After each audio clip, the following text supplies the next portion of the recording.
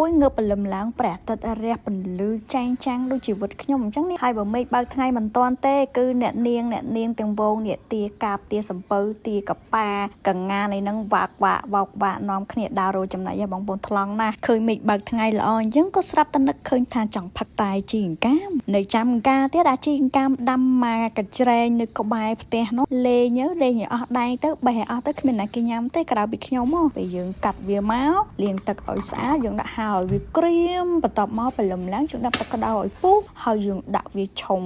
បងប្អូនឲ្យផឹកក្តៅអ៊ុនយើងពីថាជាតិតែខ្ញុំមិនដឹងថាតែនឹងវាជំនួយអីគេទេខ្ញុំមិនដឹងទេបងប្អូនទៅឆែកមើលខ្លួនឯងទៅខ្ញុំដឹងថាផឹកទៅវាឆ្ងាញ់វារសជាតិវាអេហ្មងឆ្ងាញ់ជាងម៉ាត់ឆាទៀត